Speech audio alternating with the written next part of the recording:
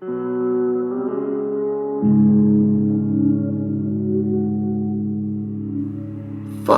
the Cat by Jonathan Cardew. As the plane climbed, my heart sank. It bottomed out. A cold sweat slid up into my hairline. We were on our way to the Galapagos Islands. I was 50. She was 54. This was our dream.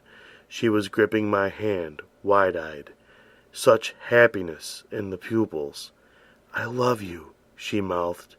Cancer-free. So many years ahead of us. Trips upon trips upon trips upon... Fuck the cat. I should say something. Come clean, spill the beans. Call Jim, our neighbor, tell him to check the lockbox, give him the code, give him logical reasons. By default, give her logical reasons. Sometimes, shit happens. The plane was now cruising at an altitude of 33,000 feet. The dome of the heavens up above, the ruffled ocean down below. A bag of nuts in my warm hands. This bag of nuts was impossible to open. Then it opened. Nuts went everywhere. She laughed. I laughed. The stewardess walked by and laughed. And the rabbi, seated across the aisle, laughed. And in fact, everyone was in various stages of laughing all the way through the plane. I picked a nut out of my rum and coke. She sipped at her tomato juice, dabbing her lips with a small napkin. The rabbi struggled with his complimentary headphones. The Galapagos Islands were home to a stunning array of flora and fauna. The lockbox was buried deep in the clutter of our basement.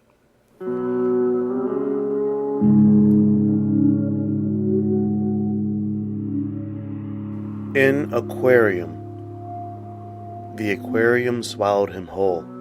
He was a fish out of water, in water, and he was still getting his bearings when the lights shut out. "Come here often?" a small crab asked him from the depths.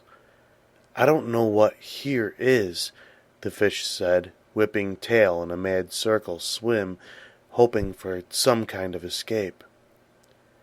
"That's what they all say," the crab responded, clicking his claws, a kind of slow clap. "Probably you were swimming with your shoal. Bang, a net caught you. Bang, you went hither and dither in plastic bags. Bang, you dropped in here. That's how it usually goes." He looked at the crab. The crab's eyes were out on stalks. At least he had some company. "What do I do now?" "What do you do now?" The small crab scratched its smooth, armor-plated head with a claw. "I should say you would swim around in a circle, shitting where you like, eating that crap flaky dandruff they pour in, and hoping for the love of the aquarium that they change the water once in a while." "That's it?" "That's it." The crab released bubbles from its slat mouth. The fish swam with the bubbles to the top of the tank, where the water rippled and rose gently in its usual way. "This isn't so bad," thought the fish. "I can get used to this." He scooped up a flake or two and swallowed. He shot shit pellets out into the dark. As he looked up, he thought he could make out two huge, watery eyes staring down at him. "What did that crab say again?" he thought to himself.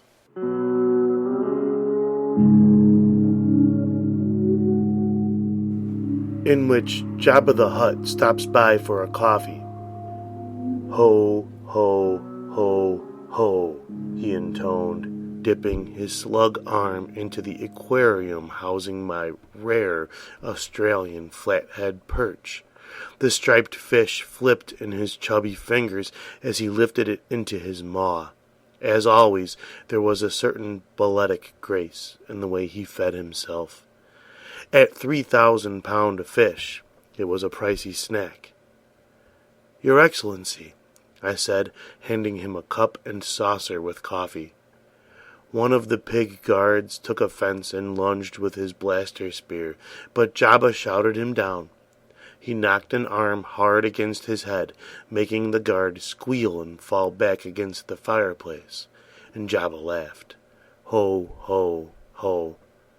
He took the coffee cup and saucer, and we sat for a while. It was like this every time, just sitting and drinking in the front room, no discussion, unless he had a translator, which he didn't this visit. I sensed a degree of melancholy in the way he sipped at the coffee. This wasn't the gregarious Jabba I knew, and where was his slave girl, anyway? He usually had one roped and full of jitters by his side. The slave girl typically added some energy to the proceedings. I offered him more coffee, but he shook his head. No, no, he said, using 50% of his English. He fished around again in the tank, his bloated hand finding only ornaments, a sunken ship and decorative coral. This seemed to deflate him further. He left his arm in the water for a second or two. His huge gray eyelids fluttered momentarily. The other guard grunted, concerned for his master's health. Jabba awoke suddenly to this insinuation and struck him across the snout. He screamed at the guard, almost high-pitched. Both guards cowered by the fireplace. Their coffees, of course, untouched. I imagined the guards were getting quite warm by the fire. I motioned to the TV set. Your Excellency, Jabba, most beloved master, do you mind? The match. Jabba stared at the TV screen, his arms now folded over his gray girth. One half of his trunk was perched atop my best sofa. His other half had crushed the mid-century coffee table I had intended to use for serving the coffees. He looked sad and a bit confused. On the screen, tiny football players kicked and ran around a field so green I could only wonder at Jabba's thoughts. It was still 0-0. Nobody had been killed on the field. Explaining the offside rule without translation was what I feared most.